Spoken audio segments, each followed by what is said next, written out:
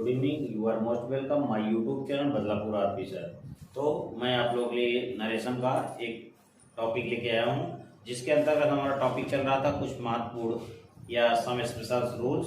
तो नरेशन तो खत्म हो गया था 5 काइंड्स ऑफ सेंटेंस, लेकिन कुछ एक्सेप्शंस या कुछ स्पेशल रूल बचे हुए हैं, तो उसी को हम चल रहे हैं, आगे पढ़ाते हैं। देखिए आप क्या रूल्स हैं। तो लिखा है, आज का हमारा टॉपिक है some special rules for assertive sentence. Some special rules for assertive sentence का मतलब असर्टिव सेंटेंस में कुछ स्पेशल रूल्स क्या हैं, तो नोट में देखते हैं। लिखा है, अगर आर एस रिपोर्टेड स्पीच के वाक्य में वेल ओ यू सी, ध्यान दीजिएगा, वेल ओ यू सी आज शब्द संबोधन किसके रूप में, संबोधन के लिए प्रयोग किया गया हो, संबोधन के लिए या ऑपरेटिव केस के रूप में प्रयोग किया गया हो, तब इनडायरेक्ट बनाते समय इनको हटा देते हैं। किसको हटा देते हैं, वेल ओ यू सी आज शब्द को हटा देते हैं। और नाउन को, अगर उसके साथ किसी नाउन शब्द का प्रयोग हो, नाउन को रिपोर्टिंग वर्ब का ऑब्जेक्ट बनाकर, इसको नाउन को रिपोर्टिंग वर्ब का ऑब्जेक्ट बनाकर इनडायरेक्ट में परिवर्तन करते हैं, और उसी के अनुसार पर्सन, नंबर तथा जेंडर आज में भी परिवर्तन करते हैं। तो हम चलते हैं अपने एग्जाम्पल देखते हैं। डायरेक्ट लिखा है, the teacher said single comma double comma well, क्या लिखा है, वेल, उसके बाद मोहन, फिर comma I shall punish you. तो इनडायरेक्ट देखते हैं, द टीचर सेड के बाद ऑब्जेक्ट नहीं है, हमने बताया था इनडायरेक्ट बनाते समय वेल को हटा देते हैं, और यहाँ पर मोहन नाउन है तो नाउन को रिपोर्टिंग वर्ब का ऑब्जेक्ट बना देंगे। तो तब जब ऑब्जेक्ट हो जाएगा तो सेड को हम टोल्ड में बदल देंगे।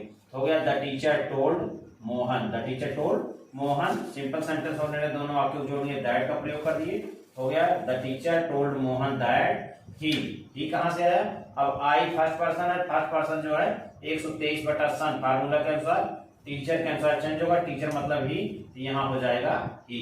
अब आई साथ सैल होता है तो ही के साथ विल होता है, विल का पास्ट टेंस में वुड हो गया, ही वुड, पनिश का पनिश हो गया। अब यू ऑब्जेक्ट है तो 123/सन के अनुसार यू जो होता है वह मोहन ऑब्जेक्ट के अनुसार चेंज होगा, तो मोहन ऑब्जेक्ट है तो ए ही है, ही का ऑब्जेक्ट क्या हो जाएगा, यू के स्थान पे हिम हो गया। तो इस तरह हमारा एग्जांपल हो गया, the teacher told Mohan that he would punish him. हम चलते हैं अपने दूसरे नोट की तरफ। हमारा दूसरा नोट है, देखते हैं क्या है। लिखा है कि कुछ ऐसे भी असर्टिव सेंटेंस में साधारण वाक्य होते हैं जो अधूरे रहते हैं। क्या रहते हैं, अधूरे रहते हैं, खासकर किसी प्रश्न के उत्तर में। इस चीज को ध्यान दीजिए, खासकर किसी प्रश्न के उत्तर में। जैसे पूछा जाता है कि are you going to school, तो एक शब्द में जवाब देते हैं यस या नो, सेंटेंस को पूरा नहीं बोलते, तो ये सेंटेंस अधूरा रहता है। उसी के बारे में बात कर रहे हैं कि खासकर किसी प्रश्न के उत्तर में जो इरिपिटिकल, ध्यान दीजिएगा, ELLIPITICAL, इरिपिटिकल मीन्स होता है अधूरे वाक्य कहे जाते हैं। इनको क्या कहे जाते हैं, अधूरे वाक्य कहे जाते हैं। और जैसे क्या है, कौन कौन शब्द आते हैं, जैसे यस का प्रयोग कर सकते हैं, नो का प्रयोग करते हैं, वेरी वेल का प्रयोग करते हैं, नॉट एट ऑल। फिर देख लीजिए, yes, no, very well, not at all, इनका प्रयोग किसी सेंटेंस को अधूरे रूप में प्रयोग किया जाता है। तो आदि आने पर, अगर ये शब्द आते हैं रिपोर्टेड स्पीच में, आदि आने पर, तो हम क्या करते हैं, यस को रिप्लाइड इन द अफर्मेटिव बदल देते हैं, रिप्लाइड इन द अफर्मेटिव में, और नो को रिप्लाइड इन द निगेटिव में बदल देते हैं, अब चलते हैं अपने एग्जांपल देखते हैं। डायरेक्ट लिखा है, I asked him single comma double comma are you ill, क्या आप बीमार हो, क्वेश्चन मार्क डबल कामा, फिर है आगे, he said yes I am. तो यहाँ पर पूरा सेंटेंस नहीं लिखा, बल्कि यस में केवल जवाब दिया गया, यस, फिर comma I am full stop dot comma close. अब इनडायरेक्ट कैसे बदलते हैं, इनडायरेक्ट देखते हैं, इसमें हम अपने अनुसार बना लेते हैं, आज को हटा देते हैं, आज के स्थान हम क्या करेंगे, ही रिप्लाइड मतलब उसने जवाब दिया, दैट ही रिप्लाइड, उसने जवाब दिया दैट। अब यहाँ पर देखना यू है, यू हिम के अनुसार चेंज हो जाएगा, 123/सन के अनुसार हिम के अनुसार चेंज हो गया, यहाँ हो गया ही। अब ये प्रेजेंट कंटीन्यूअस है तो जाएगा पास्ट में, तो हो गया he was in full stop. अब दूसरा सेंटेंस हमारा है, लिखा है ही सेड यस, तो हमने बताया he said yes I am, तो इसको इस पूरे सेंटेंस को हम क्या करेंगे, जवाब दे देंगे एक शब्द में, ही replied in the affirmative, he replied in the affirmative. तो इस चीज को एक बार फिर देख लीजिए, जैसे लिखा है I asked him are you ill, फिर लिखा है ही सेड सिंगल कॉमा, फिर यस आई एम। तो ध्यान दीजिएगा, कुछ नहीं करना है, हम यहाँ पर अपने मन से या आस्क भी कर सकते हैं या आस्क तक हम रिप्लाई कर सकते हैं। तो इनडायरेक्ट हो गया ही रिप्लाइड, दोनों वाक्य जो ने दैट हो गया। अब यू है, यू हिम के अनुसार चेंज हो गया, तो यहाँ हो गया ही। अब प्रेजेंट कंटिन्यूअस, तो यहाँ हो गया, पास्ट में तो वाज हो गया, he was in full stop. अब दूसरा वाला हमारा सेंटेंस जो है, ही का ही हो गया। अब सेड यस आई एम को हम सीधा क्या करते हैं, एक शब्द लिख देते हैं, replied in the affirmative, replied in the affirmative. और एक चीज ध्यान दीजिएगा, अगर यस के स्थान पे हम नो का प्रयोग करते हैं, किसका, नो का प्रयोग करते हैं, तो यह निगेटिव भाव प्रकट होगा। तो निगेटिव कुछ नहीं करना, सब ऐसे सेम रहेगा, केवल हमें क्या करना है, ही रिप्लाइड इन द अफर्मेटिव जगह क्या हो जाएगा, निगेटिव हो जाएगा। अफर्मेटिव जगह केवल हमें निगेटिव कर देना है। तो इस तरह यस और नो वाले सेंटेंस को हम बदल सकते हैं, यस को रिप्लाइड इन द अफर्मेटिव और नो को रिप्लाइड इन द निगेटिव में बदल देते हैं।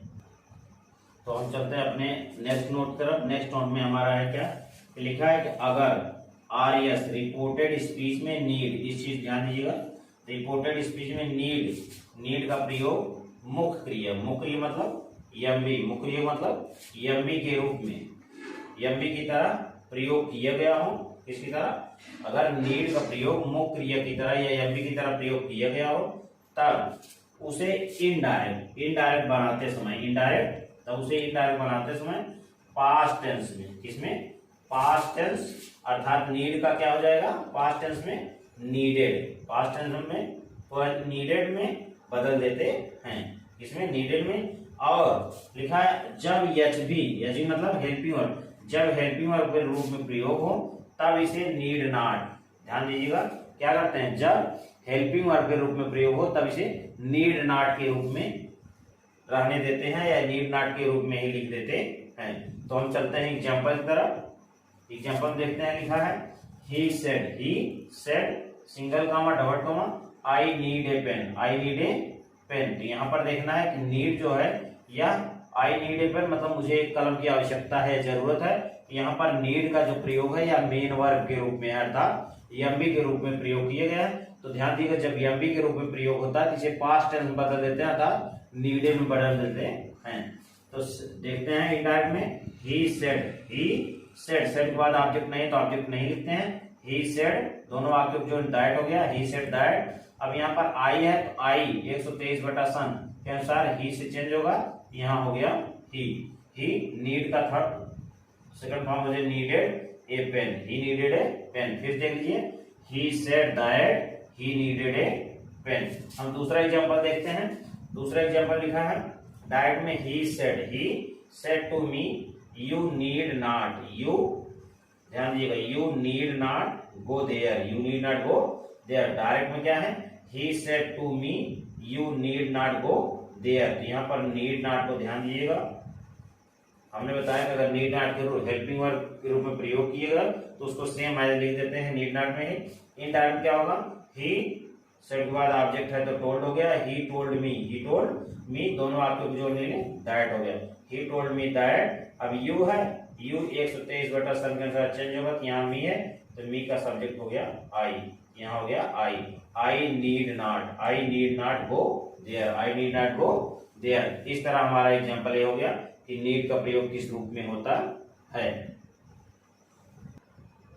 तो हम चलते हैं अपने नेक्स्ट नोट की तरफ। हमारा नेक्स्ट नोट है, देखते हैं, लिखा है अगर आर एस रिपोर्टेड स्पीच के वाक्य में कंडीशनल सेंटेंस में शर्त सूचक और कंडीशनल सेंटेंस शर्त सूचक में क्या कि आपको देखना है काल्पनिक बात की गई हो या किसी चीज को माना जाए, काल्पनिक बात किया जाए या माना जाए, ऐसी चीजें आती हैं कंडीशनल सेंटेंस में। कंडीशनल सेंटेंस का प्रयोग किया गया हो तब रिपोर्टेड स्पीच के टेंस में कोई परिवर्तन नहीं होता है। इस चीज को ध्यान दीजिएगा, किस कंडीशन में? अगर रिपोर्टेड स्पीच में कंडीशनल सेंटेंस का प्रयोग किया गया और इससे किसी कल्पना या अवास्तविक चीज की वर्णन किया गया या पता चले, तो ऐसे कंडीशन में रिपोर्टेड स्पीच के टेंस में कोई परिवर्तन नहीं होता है।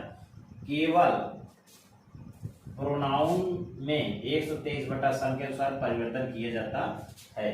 जो पर्सन नंबर जेंडर होते हैं उसी में परिवर्तन किया जाता है। तो हम चलते हैं अपने एग्जाम्पल तरफ। एग्जाम्पल देखते हैं। लिखा है she said single comma double comma if I were a bird comma I would fly to you. यहाँ का मतलब है सी सेड उसने कहा या उसने कही कि इफ यदि अगर आई वेयर ए बर्ड, कहने मतलब है कि काश मेरे पास पंख होते, या sorry if I were a bird, काश मैं एक पक्षी होती, I would fly to you, तो मैं उड़कर तुम्हारे पास आ जाती। ये क्या है? एक कंडीशनल सेंटेंस है और उसमें कल्पना का भाव प्रकट किया गया। तो जब कल्पना या इमेजिन की बात आती है तो ऐसे कंडीशन में हम उस टेंस में कोई परिवर्तन नहीं करते हैं। तो इनडायरेक्ट देखते हैं। सेड का इनडायरेक्ट हो गया सी सेड का सेड हो गया। सिंपल सेंटेंस है, दोनों जोड़ने के लिए हम दैट कर दिए। यहाँ तक हो गया सी सेड दैट। इफ आपका इफ ही रहेगा। इफ अब आई है, आई पर्सन है, पर्सन जो होता है या सी के अनुसार चेंज होगा, तो सी आई सी के अनुसार चेंज होगा, तो यहाँ हो गया सी। अब बताया टेंस में कोई चेंजिंग नहीं हुआ, तो वेयर का वेयर हो गया ए बर्ड, वेयर ए बर्ड। इस टेंस में कोई परिवर्तन नहीं हुआ। उसके बाद फिर कामा करके आई आया है, आई जो होता है वह भी चेंज होगा सी के अनुसार, यहाँ हो गया सी। क्या हो गया? सी। उसके बाद सी, फिर बताया टेंस में कोई परिवर्तन नहीं होगा, तो सी वुड फ्लाई टू। अब यहाँ पर यू ऑब्जेक्ट रूप में है, तो ऑब्जेक्ट जो होता है या ऑब्जेक्ट का अनुसार चेंज होगा, तो ऑब्जेक्ट कोई नहीं है, तो हम क्या करते हैं अपने मन से थर्ड पर्सन मान लेते हैं, तो यू के अनुसार चेंज कर दिए, यहाँ हो गया हिम। क्या हो गया? हिम। तो फिर देख लीजिए she said that if she were a bird she would fly to him. You जो है अपने मन से सेकंड थर्ड पर्सन मान लिए, थर्ड पर्सन ऑब्जेक्ट मान के यहाँ हिम कर दिए। तो ये हमारा पहला था नोट। उसके बाद हम चलते हैं दूसरे नोट की तरफ। दूसरे नोट में लिखा है कभी कभी शर्त सूचक अर्थात कंडीशनल वाले वाक्य से, कभी कभी शर्त सूचक वाले वाक्य से कल्पना का भाव प्रकट नहीं होता है। हमने बताया कि कभी कभी क्या होता है, कंडीशनल सेंटेंस से कल्पना का भाव प्रकट नहीं होता है, और इस कंडीशन क्या होता है, तब इस प्रकार के वाक्य के टेंस व प्रोनाउन दोनों में परिवर्तन किया जाता है। तो एक कुछ सेंटेंस ऐसे होते हैं जो कंडीशनल सेंटेंस लगते हैं लेकिन उससे कल्पना का भाव नहीं प्रकट होता है, और उनसे एक सिंपल सेंटेंस की बात होती है, तो ऐसे कंडीशन में हम उनके टेंस में भी परिवर्तन कर देते हैं। तो देखते हैं कैसे होता है। एग्जांपल देखते हैं। लिखा है ही सेड उसने कहा, इफ इट रेन्स यदि बरसात होती है comma I shall not go to school, तो मैं स्कूल नहीं जाऊंगा। इसमें सिंपल सी बात कहा, अगर बारिश होती है तो मैं स्कूल नहीं जाऊंगा, कोई इमेजिन की बात नहीं है। तो इस कंडीशन में हम टेंस में भी परिवर्तन कर देते हैं। इनडायरेक्ट देखते हैं। सेड का हो गया ही सेड, दोनों वाक्यों को जोड़ने के लिए हो गया that. He said that if he रहेगा, इट आपका सब्जेक्ट है, इट हो गया। उसके बाद रेन्स है, प्रेजेंट इंडेफिनिट टेंस है, प्रेजेंट इंडेफिनिट जाता है पास्ट इंडेफिनिट टेंस में, तो यहाँ पर रेन्स का क्या हो जाएगा? रेन।